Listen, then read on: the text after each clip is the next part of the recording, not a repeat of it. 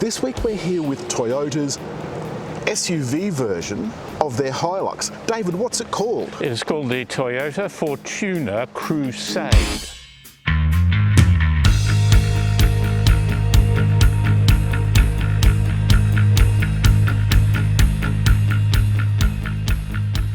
Just in case it's not a continuity error, we are taking our masks off for the person who's doing the talking the most. David, over to you. Let's have the front of the car. They have tweaked this a little while ago, particularly to make a number of things stronger. One of them is the bigger black grille at the front. Another is what they call the skid plate. The other thing they did, and this is the makeover a little while ago, was to make these much thinner. And they did that, Alan, to look more meaner. Because it's like a face, and they actually focus group the face of the car. Did you know that? And we move to the side of the car, David. The Crusade has the 18-inch wheels, 17 for the lower models. Yep, sits very high up. And also high up because it is a genuine off-roader. We've got some side steps. And the back is particularly interesting because the Crusade had a new set of lights that is slightly different. So they're different to the regular model? I believe so, yeah. Right. And what do you think of this odd little kink here in the as it comes along? That doesn't sit well with me for some strange reason. Well, it breaks the flow of the slab-sided. Well, I suppose so. To some degree. Whether it breaks it well or not is another question. But it makes this bit look terribly, terribly chunky. Here? Yeah. So this one has the towing package, and in fact they increased the towing rate by 300 kilograms. It's now 3,100. The back is electric. On the Crusade. Now, if you stop that just halfway up, you'll see that it's got a button to open. It's also got a little knob like a little nipple. If you press that, when the door's shut, it will actually lock the car. Inside, it's a little bit of a mixed bag for me. So they proclaim it as a 7-seater. We prefer the expression 5 2/2. But you'll notice there's nothing under the floor. That is because the wheel is accessible from underneath, and it's a full size. Well, the first thing is it's tall, but I've got the That's actually a lot easier than it looks getting into some other SUVs. It is a little cramped here because it is the Crusade with electric seats, so you don't have as much room to put your feet. You could put that up though, and that'd give you a bit more space. Yes, it would, but here is quite good. And I sit high. Yeah. I'm looking over the top of this. Headspace. An extra inch or two. This is how you get into the back. You pull this forward and the seat goes forward. And when you are in the back, the seat can slide forward. However, that really restricts your leg space, so that means the second and third rows would be cramped. It does have rubber, but it's covering the carpet. Which is fairly nasty looking carpet. Well, very basic. Yeah. I wouldn't call it elegant. No. It has a 3-point power plug, which, by the way, is 220 volt and 100 watt, which is good. There's also the 12 volt power point here. And that's 120 watts. And it has bag hooks here and a map And that's container. on both seats? On both seats. Now, Alan, there is no vents here because they're up here. With controls of auto off and fan speed. Nice. And that can also be controlled from the front. There's only 2 climate zones, one for the front, one for the back.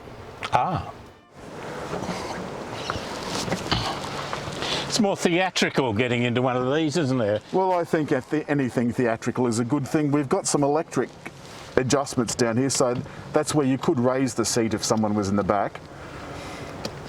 The doors, it's fairly hard, fairly hard covering. This is nice and soft, normal window and mirror controls.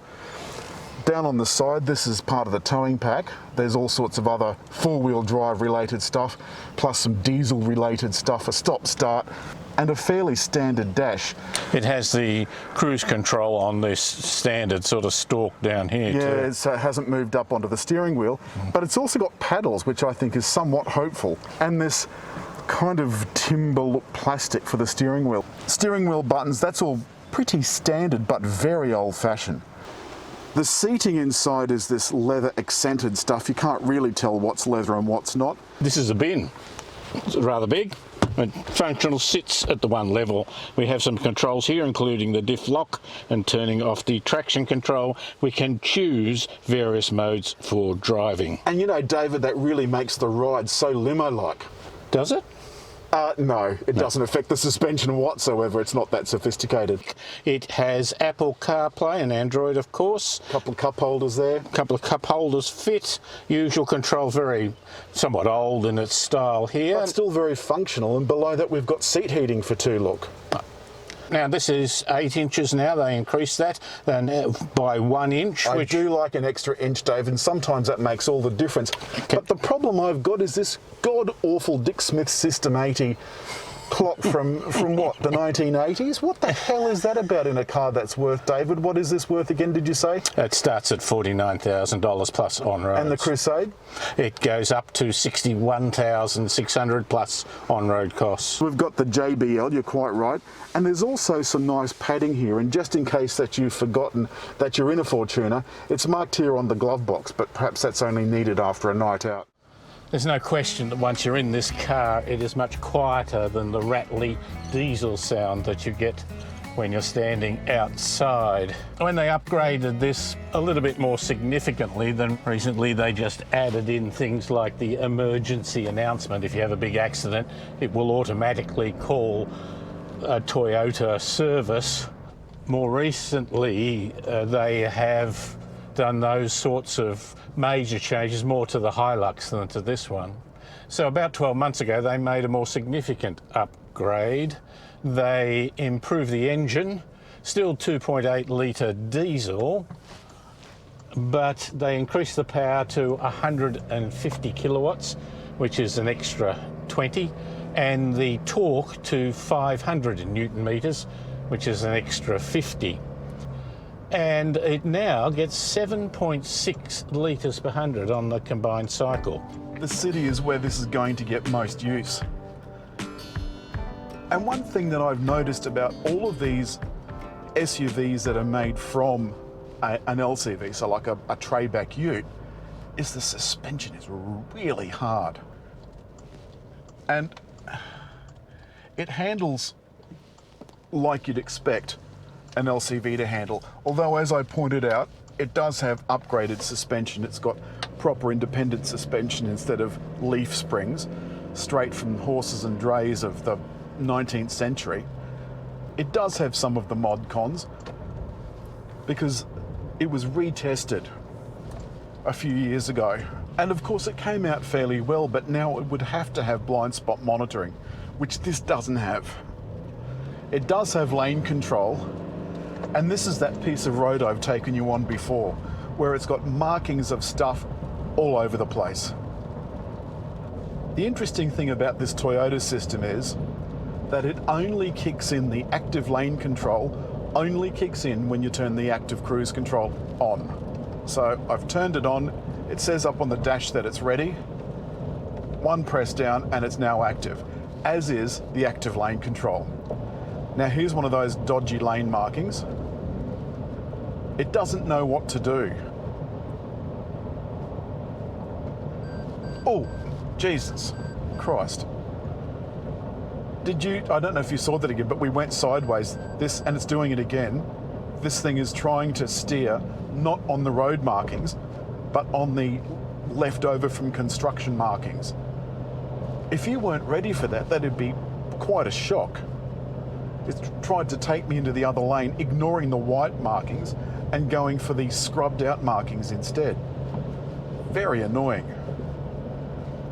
And the other bit is, as soon as it acquires a car in the front, the digital speedo disappears and I get the active cruise control stuff, like it has now. And if I want to get back to my speedo, I've got to press the return button. It's so annoying. If I wanted that, I'd put it up there.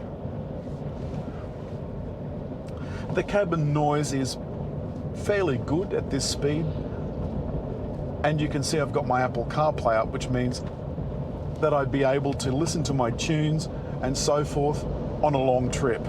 And I know you're probably going to poo-poo me, but not having fully automatic wipers is really annoying, especially in a car that costs this much money. You know, they're intermittent, yes, but gosh, for this kind of money, I'd expect automatic. And one last thing before I go, now that I'm nearly home. Down on the side of the center console here, it comes out and digs into you so that when your leg is over, that's just ridiculous. And that is all this week from the Toyota Fortuner Crusade. Not a bad car. It's not my cup of tea. I like something a little bit softer, David. It's somewhere between a Kluger, which is very much for the family, and a Prado, which is absolute off-road capability. And it's not a bad compromise for a little less price. A lot of money though, but as always, David, it is that time again. So if you've liked the film, and actually even if you haven't liked the film, hit like. Leave a comment. You cannot leave a comment if you haven't liked the film. But above all, just I think around here to subscribe.